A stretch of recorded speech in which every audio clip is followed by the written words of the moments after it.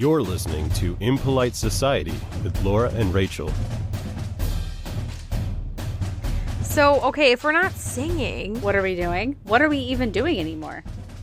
We stopped singing because Rachel got stressed about it. She didn't like how she sounded in previous episodes. Yes, we had the singing, and in Rachel fashion, pure Rachel fashion, I took something that was fun and something that it was like light, and then I overthought it, and I made it way more than it needed to be, and now we're disbanding it, and we're going to do the much more unique method of opening a podcast, the long ramble. Oh, yeah. I mean, nobody else does that. Oh my gosh, groundbreaking stuff happening right here, Laura. What? It's like we joined a conversation mid-sentence? Yeah, it's groundbreaking. We're doing a whole new thing here. But something that is groundbreaking. Do you know what podcast this is? Oh, please tell me. It is Impolite Society. And what is this podcast about? It is tackling the taboo one rude question at a time. And you are? Laura. And I am? Rachel. Thank you. I'm grilling Laura right now. Instead of a song, we're going to just grill each other. And what is the square root of pi? 3.14? No, that is nope, pi. That's just pi, baby cakes. I don't know what the square root of pi. I can't even say it. We're so bad at math, we can't even articulate the names of the math terms. But I've got something to ask you today, Rachel. What are you going to ask me? Did you know that there's a war that's going on right now? I mean, I know there's several forever wars. Well, this is one of those. It is one of those forever wars, and it is fought every day in every bathroom across America. It's truly the war of light versus darkness. I fight it every day in my bathroom, especially after a night of drinking. You got to fight those demons. You fight them, you expel them from your body, and then you baptize the world anew. I say, not today, Satan. Not today. Down the toilet. Down. You will go down. This is a different war. And that is the war on hair. Body hair. This is the war about making us sexy and smooth. Yes. Like a baby. Tell me more. Like a baby. It's something that is so culturally and socially ingrained, people barely think about it anymore. But women, they are getting rid of it. They are shaving. They are waxing. They are burning it off of our bodies without so much as a second thought. We've got arm hair. We've got pubic hair. We've got armpit hair. It's all been declared person non gratis to the female of the species. And we don't even think, why? Why did I spend almost $1,000 getting my armpit and bikini line zapped with a laser? You did not. Oh, I You did. did? Oh, I did. What? Yeah. Okay, true story. Growing up, my sister used to call me Hairy Gorilla Arms, and I guess I was a hairy kid. I don't know what happened, but I had hairy gorilla arms, and my mom even told me as a child, she was like, I will help pay for your laser hair removal as an adult. Way to give you a complex, Karen. Joke's on you. But who decided? Who decided that this was normal? It is distinctly natural to have this hair. Why did society decide that it was unnatural? Why aren't we allowed to have body hair? That is my rude question today. Why can't I let my pubes out for a breather? Why can't I let my leg hair skip in the sun? Why can't I let it breathe? Why is it so taboo for women to have body hair? Who decided? My guess. Pedophiles. No, just kidding. I got it. That's my last pedophile joke. I don't think every man secretly wants to bed a smooth, pure baby. I don't think that's the case. God, I hope not. There's something else going on. But I will say, you don't have to. But I understand there's a whole culture around it because do you want me to share this now or save it for later? Go for it. I don't shave nothing. I don't shave my arms. I don't shave my pitters.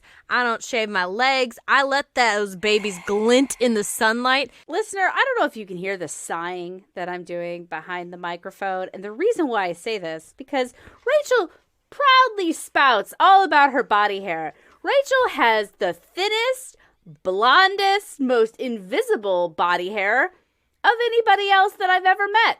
So it's like this literally like size 2 girl being like, I don't think women should diet. I think it should just, just let it happen. That's easy to say. Just eat whatever you want. Yeah, that's easy for you to say up on that high horse. But the rest of us who've got this, dark tarantula leg thing going on, we got a real decision to make. So, I mean, Rachel doesn't shave her body hair, but virtually has none. So her opinion, invalid. I have body hair. I've lasered some of it, not all of it off. I'm still fighting that war in the trenches every single day.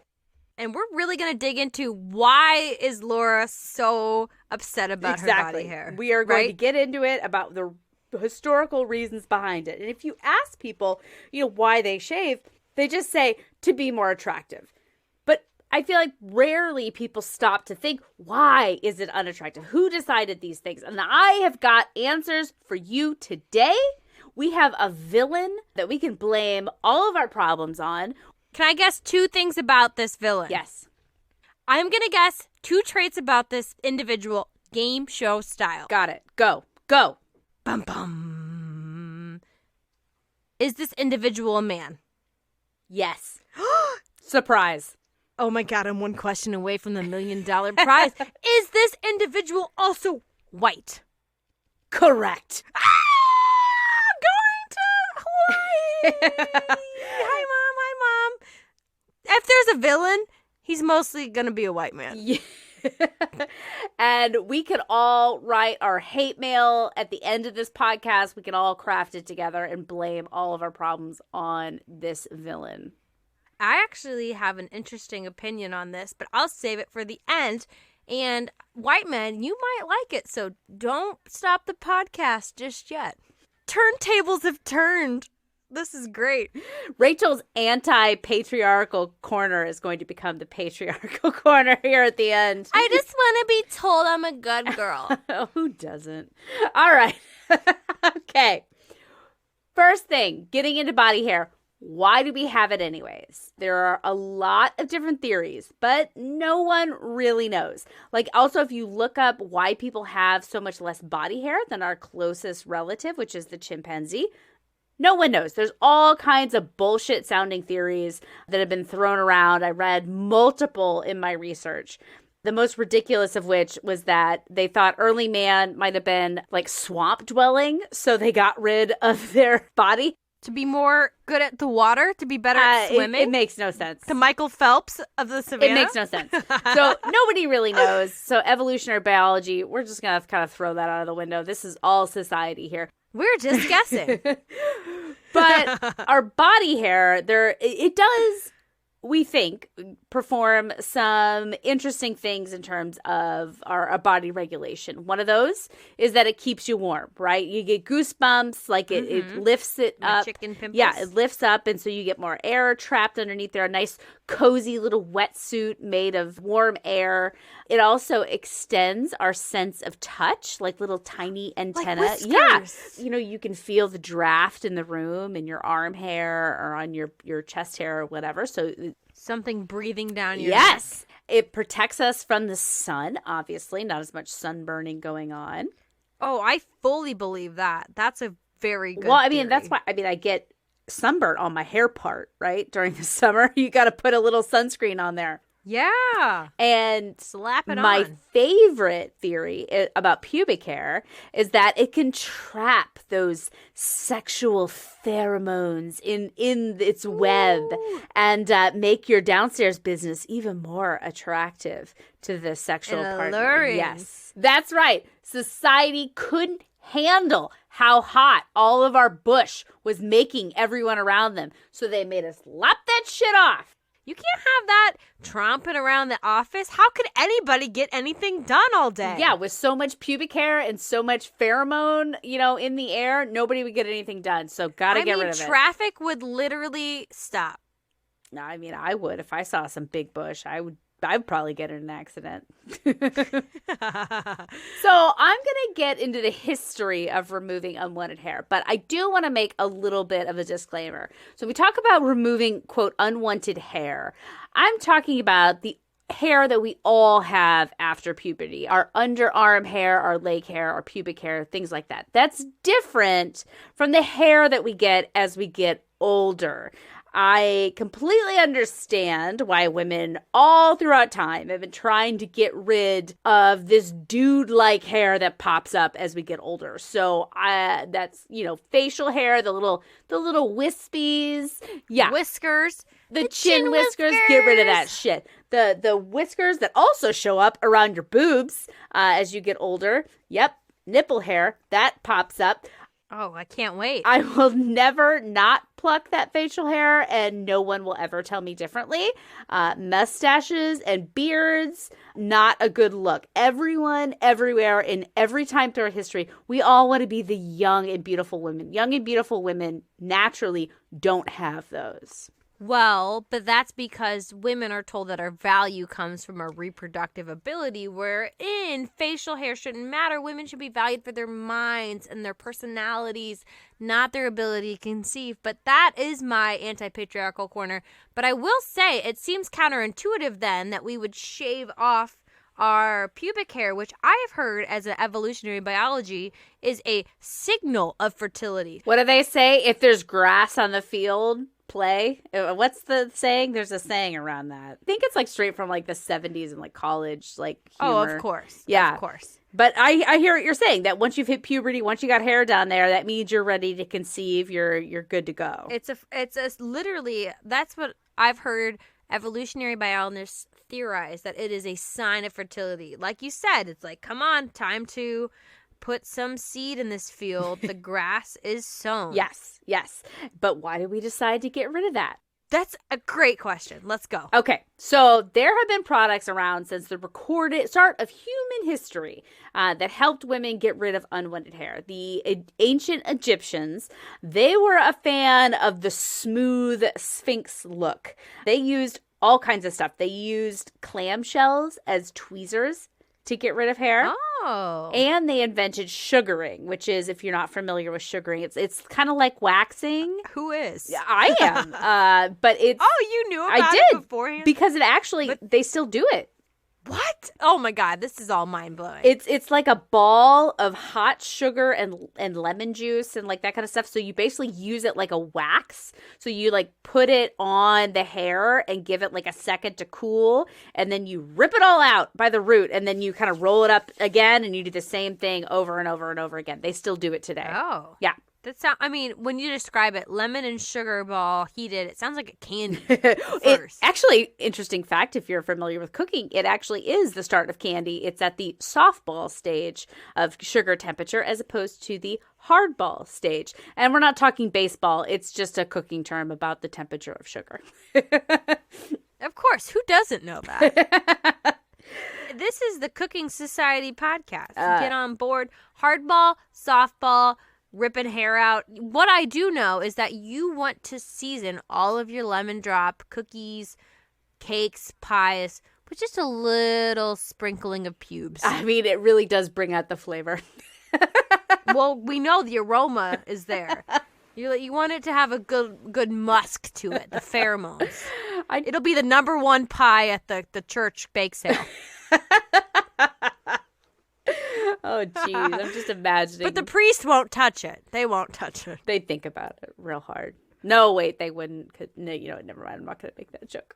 No, that's what I was making is because it smells like grown women, but they prefer small boys. Yeah, that was... Should I explain that? Yeah, that was where I was going to... Okay, yeah. Okay, we'll just leave it. I'll leave it in there. I'll leave it in there with the explanation because priests are pedophiles. Again, I'm second pedophile joke.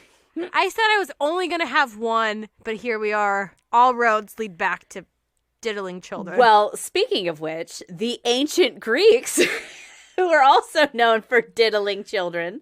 They're big on it. Yeah. So they sculpted women without any pubic hair or any body hair, even though we all know that Greek men and women are hairy as fuck. I have seen My Big Fat Greek Wedding. I've seen that documentary. I think it's just a movie. But the men in their sculptures, they don't have any chest hair either. And that, hot take, unrealistic beauty standards. We did not invent them. They have been going on back in the Grecian days. Everyone was hairy, but these beautiful sculptures, all smooth as can be. Okay, can I raise a question? Yes. Could that simply be because hair is hard to carve into marble? I thought the same thing when I was looking at this and looking at some sculptures on Google. The men did have pubic hair. So they wanted to play on the field. Yes. But they didn't want the field to be too overgrown at that point. Yeah, it was very well trimmed. Like, it's not like an actual, like, untrimmed bush, which for a guy, like, covers most, of the accoutrements except for the actual penis. Like, it was very trimmed back in, like, these sculptures. Which, have you ever seen, like, Greek sculptures with the actual, like, chest hair? I feel like it looks cartoonish even. No, I haven't. If you haven't, look it up. While you're looking that up, and while you're looking that up, listener, we're going to take a wee little break to get your fingers some time to do their talking, and we will be right back after this message.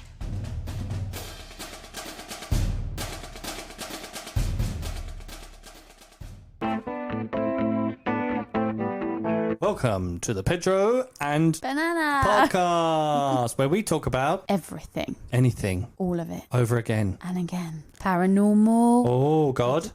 God's good. Sex. Let's talk about sex, baby. Lockdown. Food. Parties. Best. Drinking too much. Yes, getting out of it all. Yes, getting into it all. Holidays. Find us on Twitter and on Instagram, the Pedro and Banana podcast. Good night. All right, so then we're going to flash forward in time. We're going to flash forward from the ancient Greeks to the medieval woman. Medieval woman. I feel like she was very liberated and independent, that medieval woman. Well, she did not shave her lady parts. They were letting it go, whatever the case may be.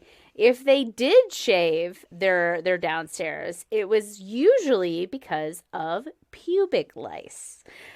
So, in the 1450s, the first merkin in human history was recorded. Do you know what a merkin is? No, please educate me. I didn't either. What it is a pubic wig. It is literally What? like a beard-looking thing, but for the business. But how do you attach it? Well, I imagine back then, some sort of horse glue that you make in your backyard. I don't know. Nowadays, apparently the most popular use is in movies for period pieces where people have to have for a full frontal, but they've got less, going on. Couldn't they just grow it back? I think it would be fast, but apparently people use it. But they also use them kind of like for like, I guess, modesty. They don't actually want their business on display, so it's still covering everything. Exactly. Isn't that just the best? That here we are today spending thousands of dollars to remove hair, and these women 400 years ago are literally paying money to get fake pubic They are hair. duct taping the medieval equivalent of duct taping pubes to their downstairs, because having no pubic hair was a sign that you were dirty. You had lice, you had an STD. The prostitutes, it was very popular with the prostitutes because they didn't want people to know all the sores that they had going on down there. So just, Oh, God. just plop that shit on top. Yeah, I'm healthy. I'm virile. Like, look at this full bush. Just ignore. Don't look Wait, too so close. Okay, Don't look too close. where did the merkin hair come from? It's a good question. Maybe horsehair, maybe like sheep's wool. Are we just speculating wildly? We are just speculating wildly. I just imagine it's like some freaking like locks for love medieval style where they're just like, I've been growing my pubes for 3.5 years so that I could donate it to a poor prostitute, and then they just cut it and they post about it on their medieval social media About how altruistic and giving they are, about their pubes of love. So times have changed. So flash forward then into the 1900s. And this is where we get into... That's a long... I know. That's a long fast I know. It's like a 500-year... Because there hasn't... Here's the thing, is that it's kind of been on or off throughout history. Like, it's more been a choice. Like, some women did, some women didn't. There were some tales about, like, Queen Elizabeth. I don't remember which number. She shaved her forehead, yes? Yeah. The higher brow? Yeah, exactly. God, I would have killed it. I would have killed it in whatever decade that was. I got a highbrow. Oh my God, is that where that saying comes from? That's highbrow. Actually, now that you say it, it's got to be. God damn. We're busting open mysteries. You don't even come here for that. That was just... Snatched it out of the ether. Grade A detective work. Okay, so hair, no hair, back and forth. Women used to wear a lot of clothes, so I imagine that that's kind of where we were able to hide our body hair under our many, many layers of clothes. You hit the nail on the head. And this is where the villain of our story comes into play. And his name is King Camp Gillette. Wait, his first name was King. Yes, and his middle name was Camp. King Camp. Gillette. That Gillette. The same Gillette you see advertising right now that's sitting on your Target shelves looking back at you. So we're all going to write our hate mail together after the episode. Stay tuned. But old KC, that's what I've taken to call him, is old KC. He was a smart businessman. He invented the disposable razor because he figured out, wow, if you throw the product away after you use it, man, can you manufacture a whole lot more of those. Kind of like what happened with the American car industry. So true. So he knew that if he doubled his customer base, he would double his sales. This reminds me of that quote from 30 Rock where Jack Donaghy was like, I discovered there was a whole market of people who weren't buying light bulbs. The asleep. And then they introduced the nightlight. The campaign, a monster under every bed. I don't remember that joke. That's how dense 30 Rock is and its jokes that I could have watched that series I don't know how many times and I still missed that joke. Oh my God, I love it. It's who wasn't buying light bulbs? The asleep. And it's just like, who is the asleep? You know? That's what we're kind of doing here. What is nobody talking about? And we're going to tap into that. We're the Jack Donaghys of podcasting. Oh, fuck yeah, we are. Oh, that boosts my ego, the Jack Donaghy of podcasting. Where is my Selma Hayek? God damn. I don't care if you murdered anyone. Alisa. Da, da, da, da. That's a deep cut to 30 Rock. So old KC, he got to work. And in 1915, he released the Milady Tips Fedora. The Milady Décolletage razor. Oh, God. It's just like, it's the same plastic shit, but let's throw a bunch of like French words. Fancy. And naturally Milady. fancy. So this was the first razor that was designed and marketed specifically for women. It was advertised like it was another modern woman's accessory. You need a new dress?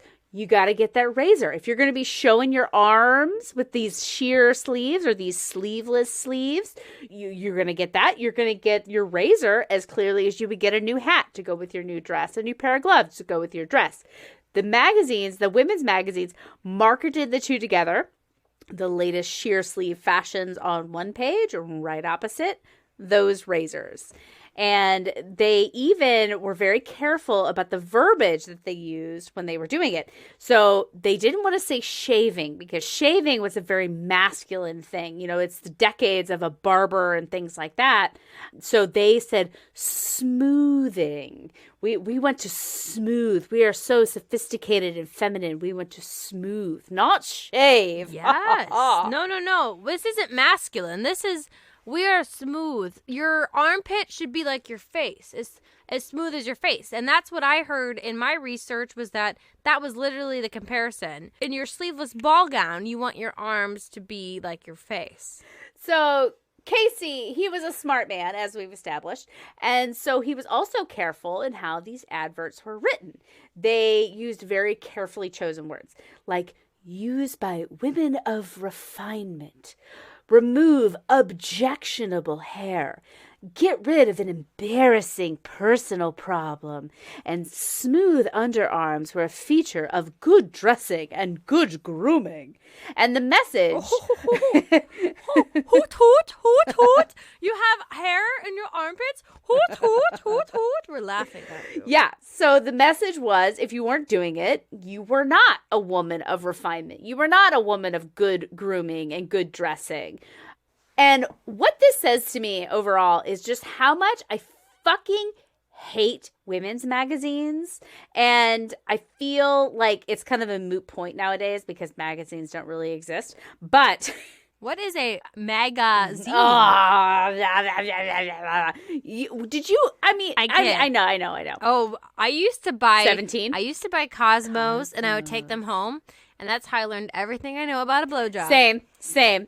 But it just goes to show what women's magazines really are all about. They are not about, quote, solving your problems. They are about creating new problems so that they can sell you shit. It's all nonsense. I remember reading 17 magazine when I was a kid, and I was like, I feel like this is just something's off about it. And then as I got older and started to read Cosmo, and I was like, this is bullshit.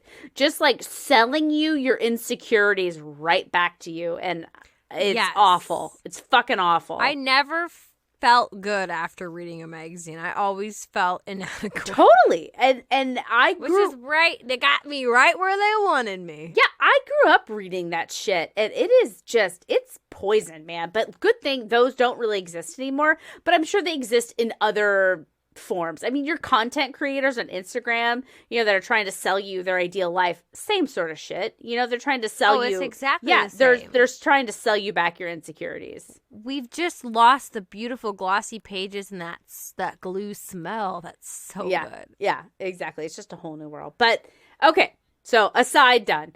So that's Casey. Good on you. You sold us your razors. You doomed the fucking rest of womanhood for the rest of time. But I digress. Okay. So that was in the 1900s. But in the 20s, hemlines were raising. We got the jazz age. Yeah. Exactly. But leg hair still reigned supreme. And the reason why was because handy dandy stockings. Hide your shame under a thin layer of silk. Exactly. Why bother shaving if you're just going to cover all that shit up with another expensive luxury product? Something in my research said 15 ads for stockings in a magazine at this time. One ad for depilatory. Is that how you say that? Depilatory creams? Like the ones that like burn the hairs off? Oh. Dilapatory. I don't think that's right. But so that was in the 20s.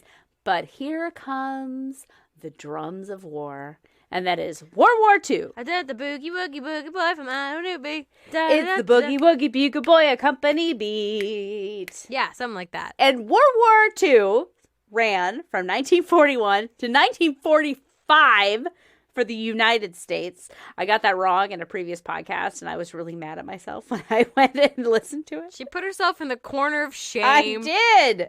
I heard about it. Yeah. God, did I hear about it.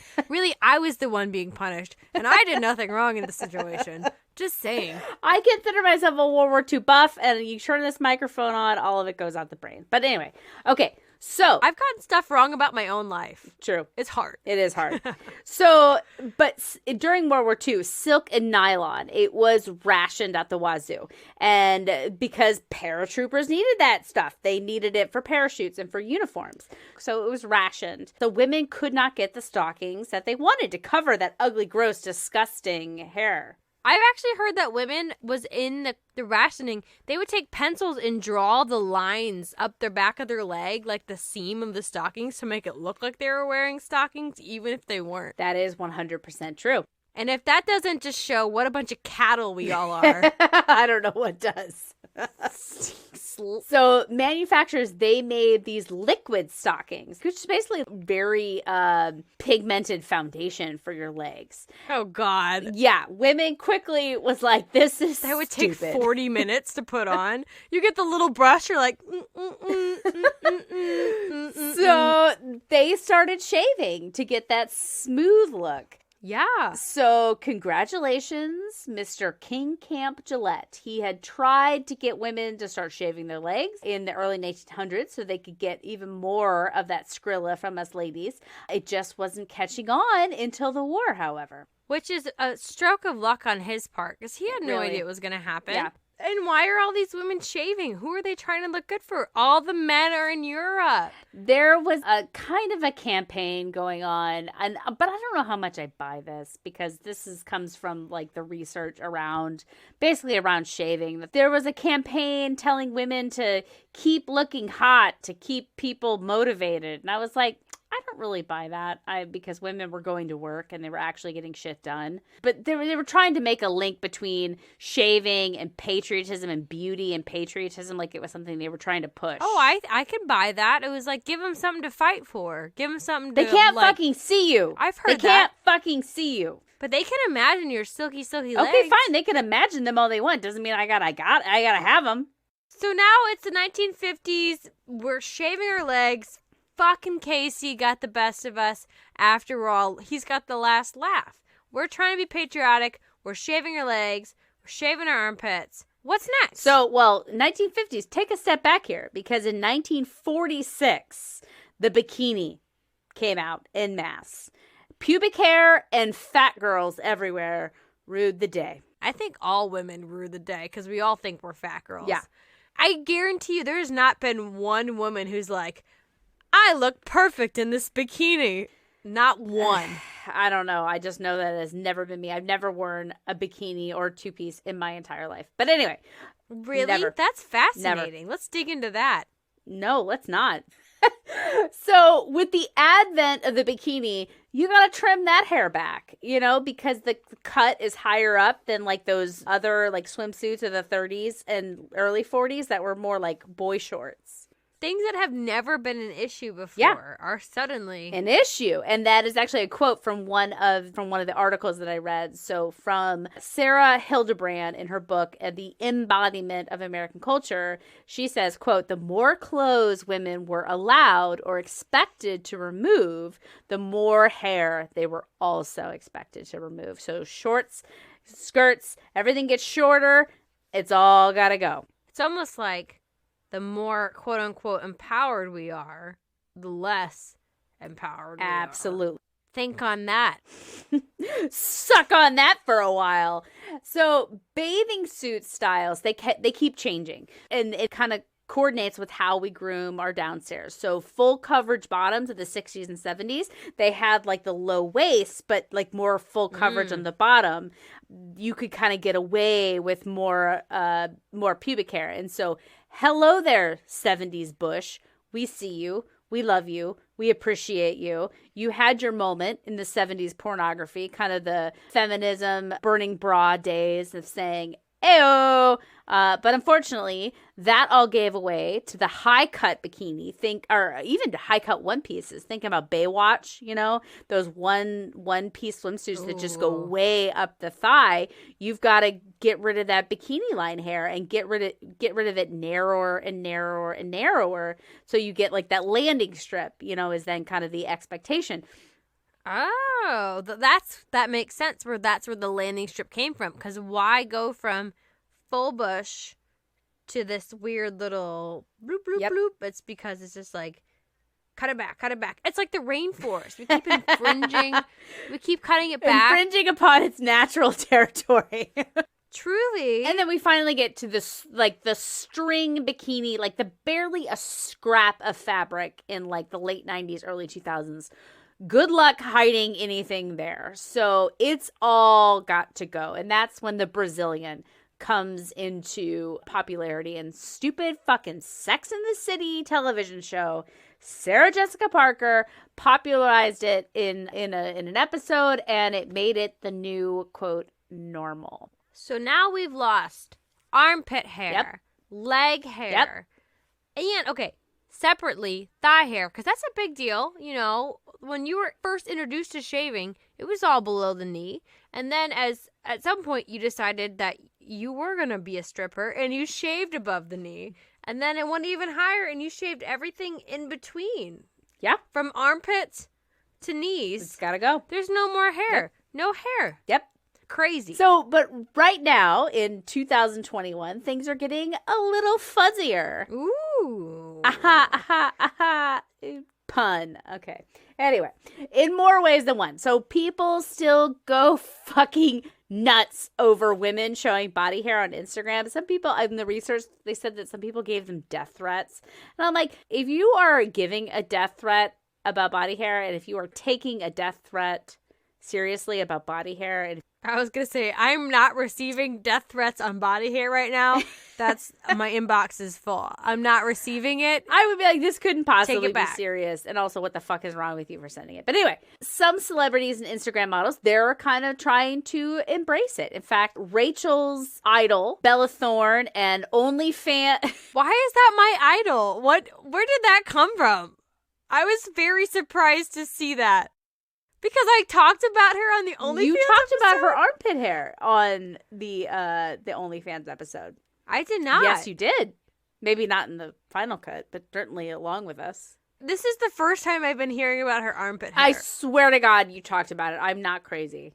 I don't remember. I did not know who Bella Thorne was before that research. I never knew she had armpit hair. This is the first time I'm hearing about this armpit I'm hair. going to go back and I'm going to listen to the fucking episode. I swear to God you said it. But anyway, she went armpit hair out in a photo shoot and has on Instagram since.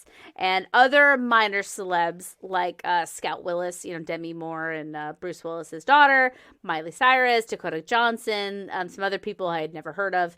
They have all flashed their armpit hair on the red carpet, gotten a lot of hate for it, but a lot of support as well. Their Instagram followers have, skyrocketed because of it. In my opinion, hot take from Laura, we will really have seen progress in this when one of those stupid fucking see-through dresses that people wear, and they wear the little nude panties underneath them. I hate those, by the way.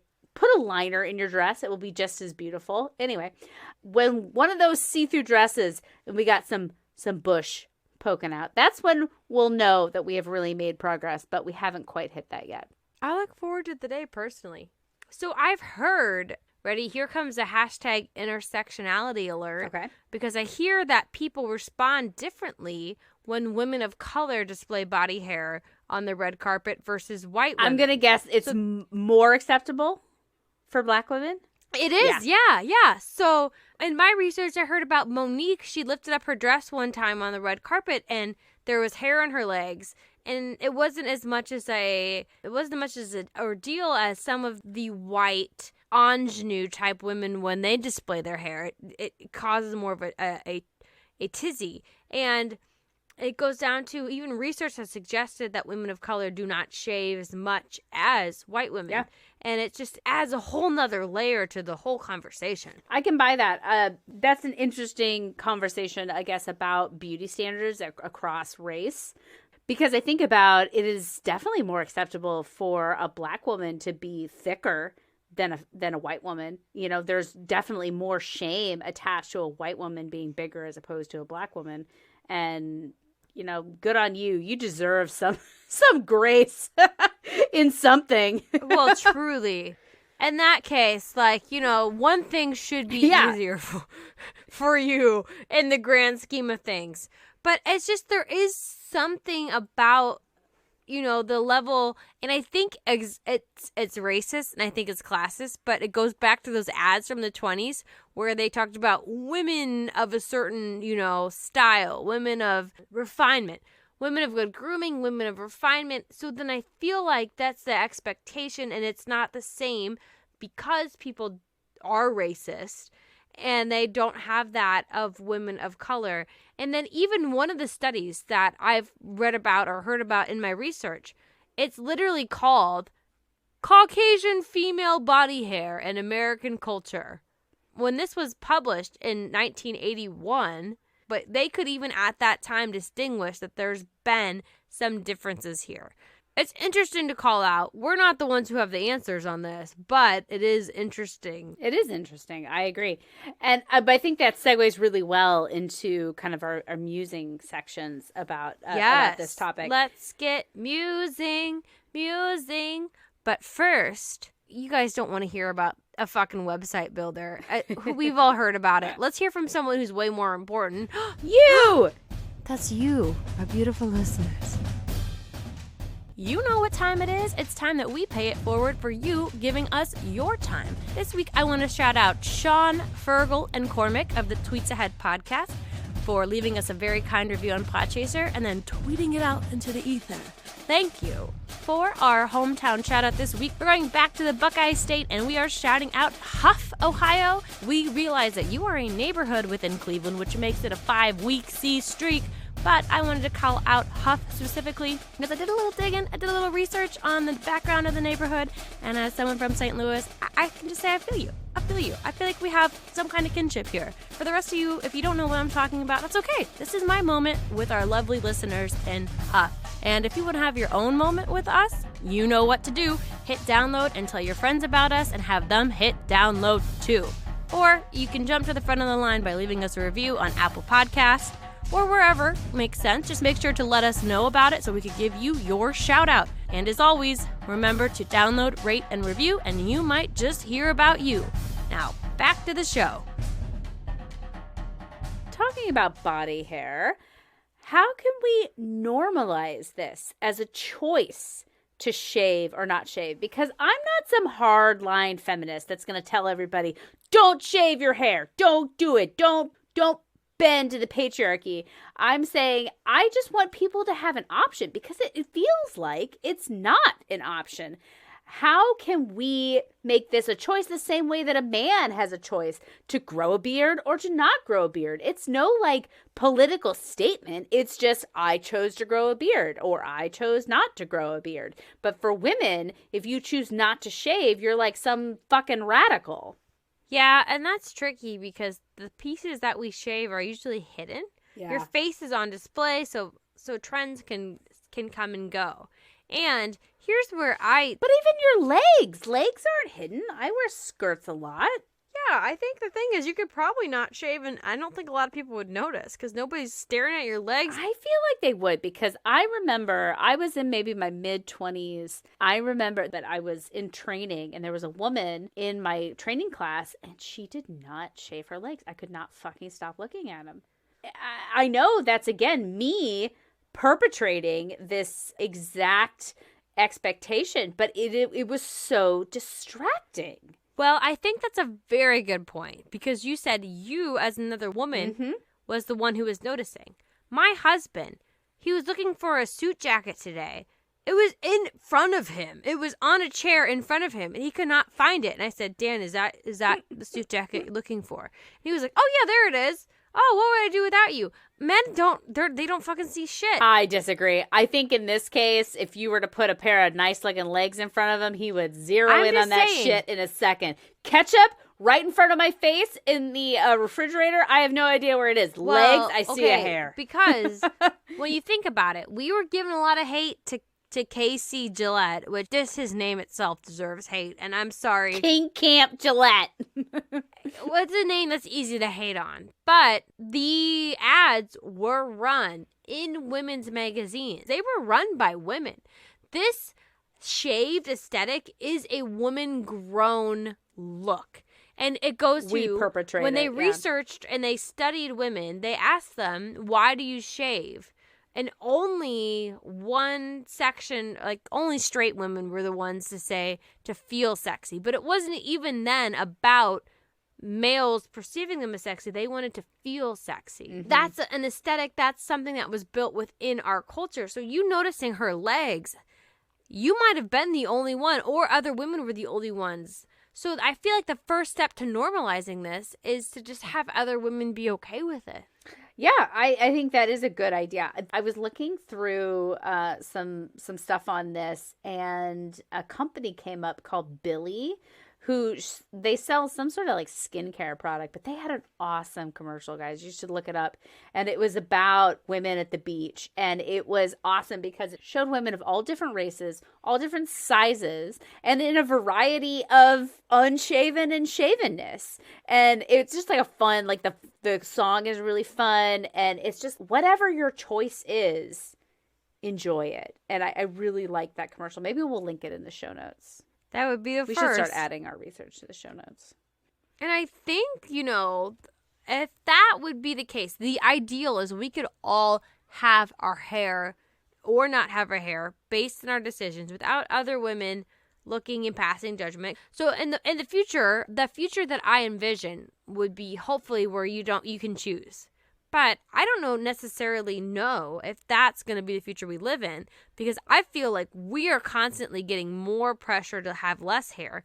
And we, people with vaginas, we're not alone in that. Yeah, it is not only related to women nowadays. It is extending to men. And it's getting there for them as well. I think about Chris Evans, which I often do. Alone and at night. Yes. With some candles lit and some soft music playing. I don't need candles nor music to get it done. The soft buzz. Yeah, there you go. To Chris Evans. Because, hot damn. But all throughout Captain America, he is smooth-chested. That man is not smooth-chested in his real life. I know from his Instagram account and from, some other movies. And he has got a lovely plush little fur going on in the chest. I fucking love chest hair, and I hate. You just want to bite it. Oh God. And I hate that this is becoming that hairless trend for men, because it is getting there, that even body hair for men is getting a little bit taboo.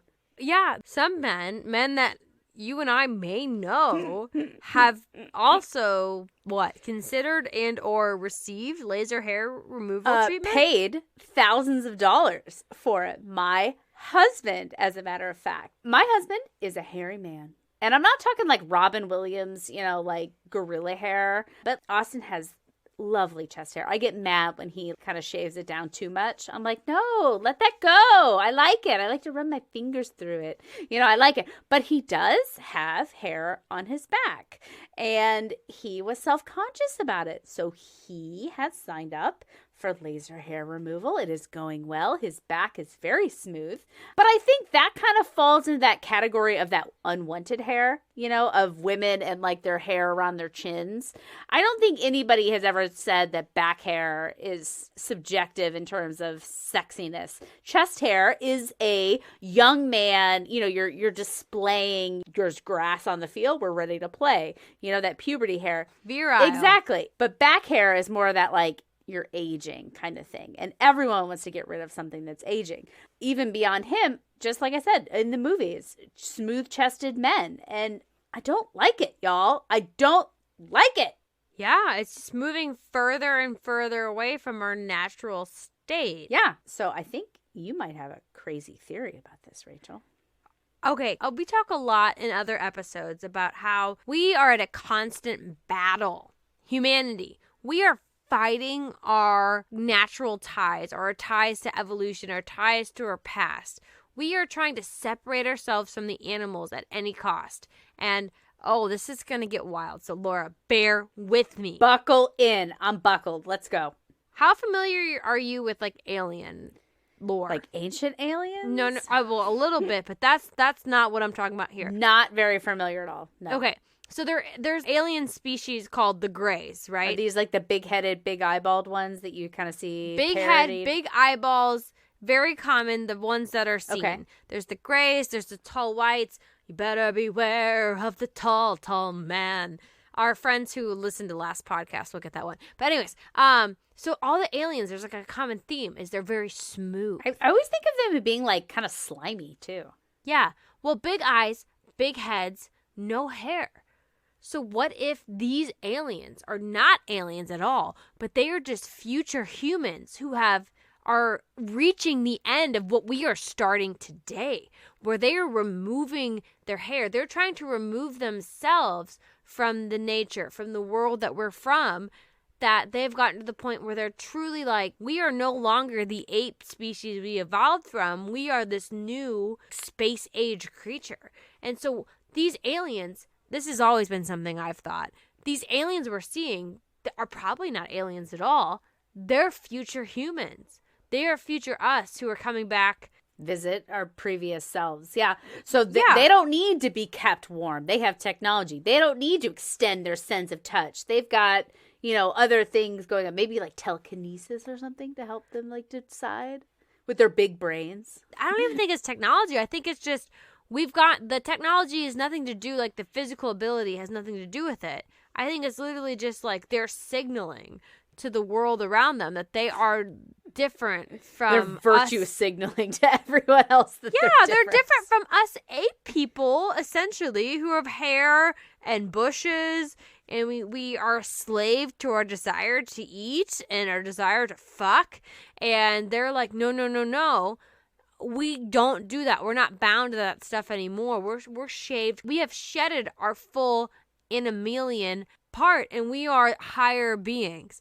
Laura's just like, what the fuck? I did not think this conversation was going to go this way tonight. I did not think we were going to end up talking about aliens, but that's why we do this podcast. It's interesting, an interesting leap. I don't want any part of that future, man. I don't want to breed in a test tube and not have any mammalian urges to eat that whole pint of Ben & Jerry's or fuck Chris Evans. I love those things. And so I am going to stay here as an ape and eat my ice cream and dream of having sex with Chris Evans. That's all the aliens Proudly, heard you say proudly, right now. Proudly. I'm an ape, and I want all those things, but I want to be a hairless ape. Well, there you go. You're already on the step to becoming that. But I don't want gray skin and big black eyes and a big head. We already have gray skin. Nobody's been in the sun for the last year. I'm not gray. I'm more like a fish belly white. Step one. I'm just saying, the way we're going, who's to say that future for mankind or humanity isn't the case? Yeah, I mean, it's an interesting theory to think about. I mean, you're looping into a lot of different things into this, like, societal thing, but, I mean, it's the conspiracy theory or just theory that aliens are future humans, that may be a bit of a jump. I think it's almost more plausible that future humans are coming back to visit us than it is that another species from hundreds of thousands of light years has made it all the way here. Oh my God, I love aliens. I went to an alien class once. It was put on by some guy with a tinfoil hat. No, by MUFON. Yeah, Mutual UFO Network. I went to a class. I'm going to become a field agent. Do it. It's only like $50. You take a test and you become a field agent. We're going to live podcast it. We're going to go out to Area 51 and we're going to do the whole fucking thing. No, we're going to go sit outside the Air Force station down there and we're just going to watch all the UFOs go by. That's UFO, that's UFO, that's UFO. I don't know what any of this shit is. I just know that it flies. So it is a UFO, unidentified flying object. And it's not a Southwest flight. All right. Well, I think that's a good stopping place. So we've talked about everything from the crazy predictions of the future to when women started to try to alter their body hair. To back to your weird question, why aren't women allowed to have body hair? King Camp Gillette, man. Well, I would say it's probably a little bit more than that. Is. It's a little bit of the marketing, and we're all a slave to the media. And we're all... Laura, who thinks, little miss, I'm an island. I'm not influenced by the media. I think it's the media, and I think it's a little bit of women policing other women. Yes, that's what I was going to say. It's this aesthetic that we have accumulated through marketing and through the media, and we have perpetuated it ourselves. And if we want to make a change in that area, we need to stop criticizing people for it. And probably we need to shut down the men who keep bragging on these poor women on Instagram saying that I'm going to fucking kill you because you showed your armpit hair. Fuck off. Because hair is important across a lot of cultures. But in America, the lack of hair is king. Mm-hmm.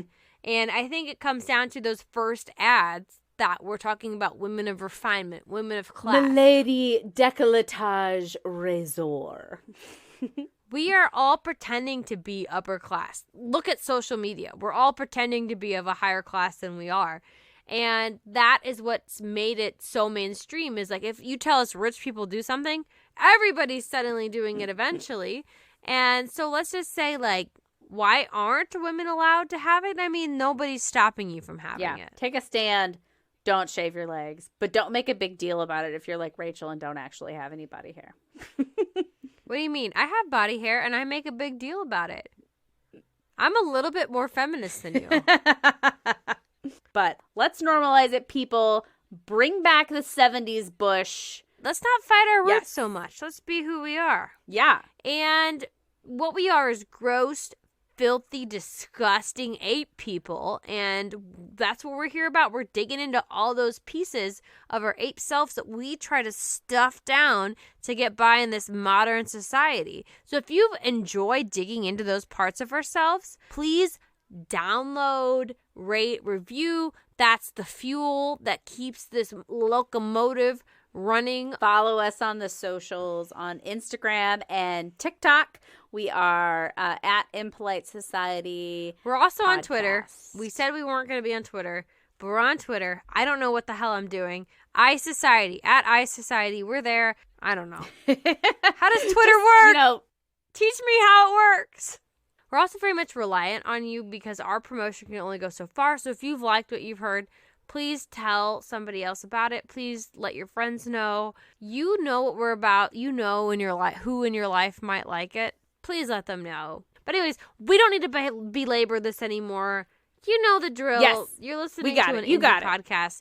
Laura and I, we're two nobodies who are building from scratch. So any bit of help helps immensely. So thank you so much for listening. I think on that note, we better wrap this up. Absolutely. And do I hear something? Is it a drum or maybe it's an alien coming down to abduct us? Oh, I thought it might have been the buzz of a shaver. Or the buzz of me and a Chris Evans picture. Oh, God. Please wait till after the podcast is done, Laura. No. Nobody wants to see that. I mean, I kind of... Oh, okay. Okay. That's an interesting position.